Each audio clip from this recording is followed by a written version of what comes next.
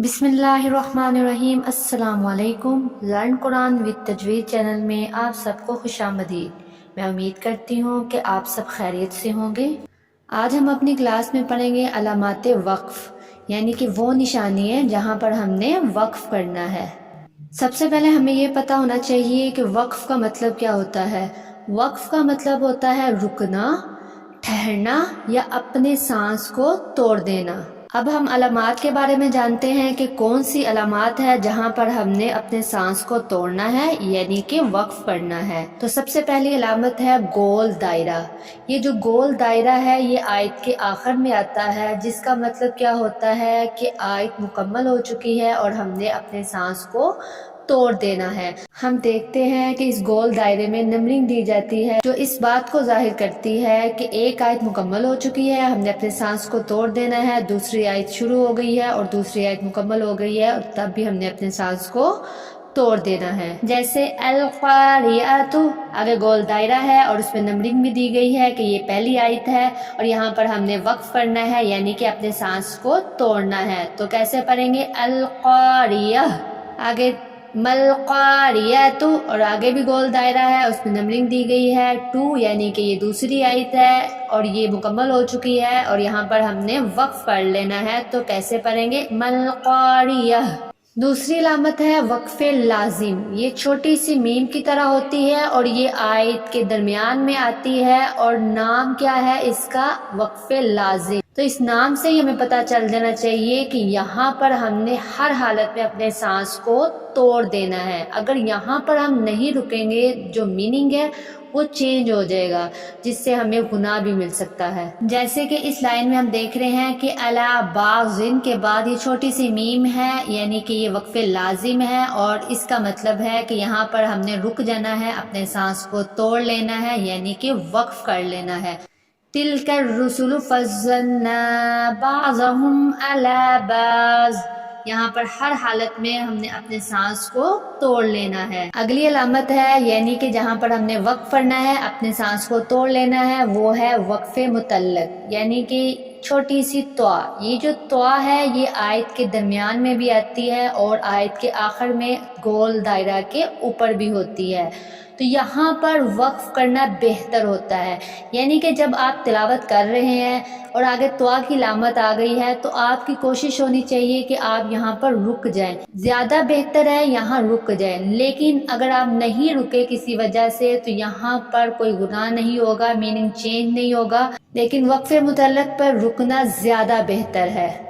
ऐसे इस लाइन में हम देख रहे हैं कि छोटी सी त्वा है, ये त्वा आयत के दरमियान में है, तो इसका मतलब है कि यहाँ पर आप अपने सांस को तोड़ ले। यहाँ पर ज्यादा बेहतर है कि आप अपने सांस को तोड़ ले, लेकिन किसी वजह से नहीं रुके तो कोई गुनाह नहीं होगा। इसको हम मिनस्सवाइकी हज़रल मौत, मौत भी पढ़ सकते हैं और मिनस्सवाइकी हज़रल मौती भी पढ़ सकते हैं, यानी कि आप यहाँ पर वक्फ भी कर सकते हैं और वक्फ किए बगैर भी आप इसको पढ़ सकते हैं।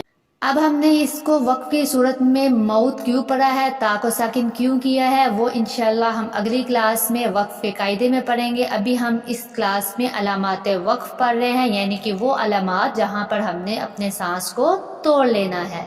अगली अलामत है जीम और स्वल। ये जो अलामात हैं ये दोनों एक साथ भी आती है और सेपरेट भी आती है, यानी कि अलग अलग भी आती है। तो यहाँ पर हमें अपनी मर्जी से वक्फ करने की इजाज़त है, यानी कि हमें इजाज़त दी गई है कि अगर आप तिलावत कर रहे हैं तो रुकना चाहते हैं तो रुक भी जाए, नहीं तो अपनी तिलावत को जारी रखें। ये दोनों एक साथ भी आती है, तब भी हमें इजाज़त दी गई है कि अगर हम रुकना चाहते हैं तो रुक भी जाए, नहीं तो तिलावत को जारी रखें। अगर ये दोनों अलग गाएं, अलग अलग गाएं, तब भी हमें इजाज़त है कि अगर आप रुकना चाहते हैं रुक जाए, नहीं तो आप अपनी तिलावत को जारी रखें। जैसे इस लाइन में हम देख रहे हैं कि वो बड़कुन के बाद जीम है, यानी कि वक्फी लामत है, तो हम इसको वो बड़कुन भी पढ़ सकते हैं और वह बर्क भी पढ़ सकते हैं। वैसे ही स्वल आएगा तो वहाँ पर भी हम वक्फ करना चाहते हैं तो वक्फ भी कर लें, नहीं तो अपनी तिलावत को जारी रखेंगे।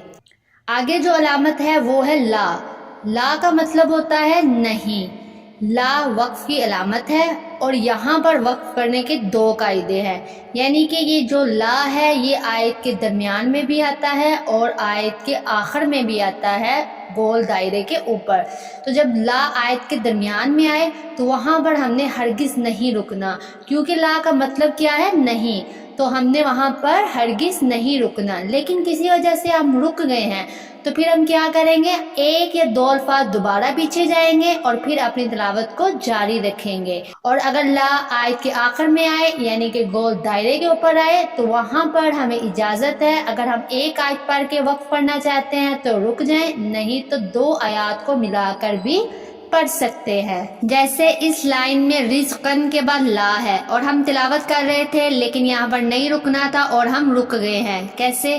کلما رزقوا منها من ثمرۃ الرزقا، یہاں پر ہم نے اپنے سانس کو توڑ لیا ہے، ایزی ہو گئے ہیں، لیکن یہاں پر ہم نے نہیں رکنا تھا۔ پھر ہم کیا کریں گے؟ کیا طریقہ ہے؟ دوبارہ ایک یا دو الفاظ دوبارہ ہم پیچھے جائیں گے اور اپنی تلاوت کو جاری کریں گے۔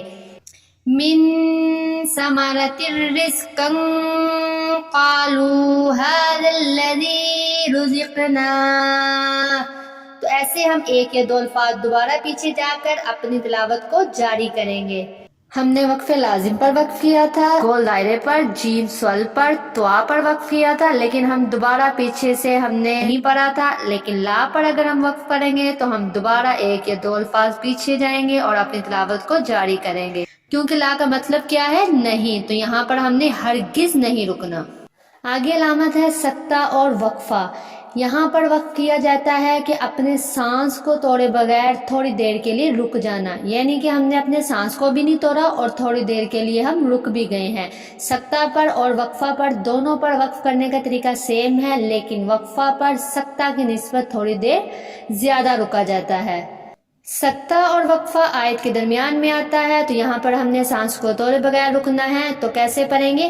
وَقِيلَ مَنْ رَاقٍ، ہم نے سانس بھی نہیں توڑا اور تھوڑی دیر کے لیے رک بھی گئے ہیں۔ پھر پڑھیے وَقِيلَ مَنْ رَاقٍ، تو یہاں پر وقفہ ہے تو یہاں پر بھی ہم نے ویسے ہی وقف کرنا ہے، سانس کو توڑے بغیر تھوڑی دیر کے لیے رکنا ہے، لیکن سکتہ کی نسبت تھوڑی دیر زیادہ رکنا ہے۔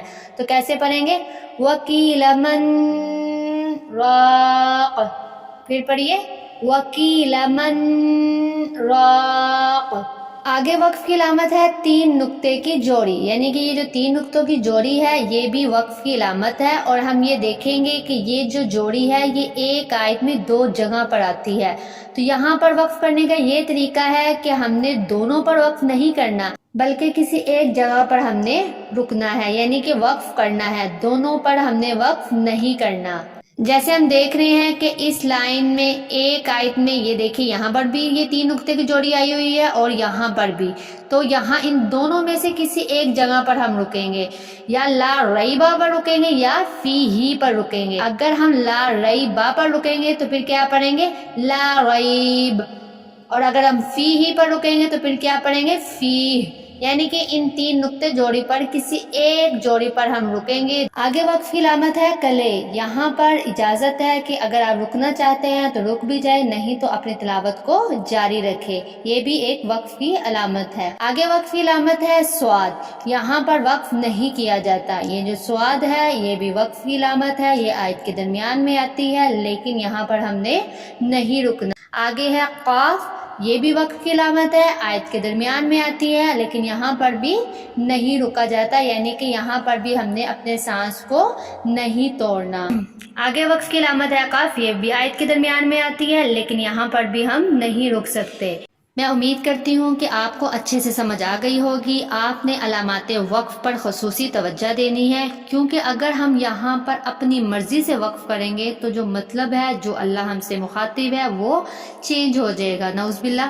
ہم لفظ کو غلط بنا دیتے ہیں، یعنی کہ میں آپ کو چھوٹی سی مثال دوں گی، ہم نماز پڑھنے کے لیے وضو کرتے ہیں لیکن اکثر لوگ کہہ دیتے ہیں وضو، واو کو زبر کے ساتھ پڑھتے ہیں تو اس کا مطلب ہوتا ہے برتن۔ اگر ہم واو کو زیر کے ساتھ پڑھیں گے تو اس کا مطلب ہوگا پانی، اور پیش کے ساتھ صحیح مطلب ہوتا ہے وضو، یعنی کہ وضو کو وضو میں ڈال کر وضو کرو۔ تو اب یہ دیکھیے زبر زیر پیش سے مطلب چینج ہو گیا، ٹوٹلی چینج ہو گیا ہے۔ اگر یہاں پر ہم اپنی مرضی سے وقف پڑھیں گے تو یہاں پر بھی مطلب چینج ہو جائے گا، جس سے ہمیں گناہ ملے گا۔ تو اللہ تعالیٰ سے یہ دعا ہے جو ہم ٹوٹی پھوٹی عبادت کرتے ہیں اللہ تعالیٰ اس کو قبول فرمائے، آمین ثم آمین۔ ملتے ہیں اگلی کلاس میں، تب تک کے لیے اللہ حافظ۔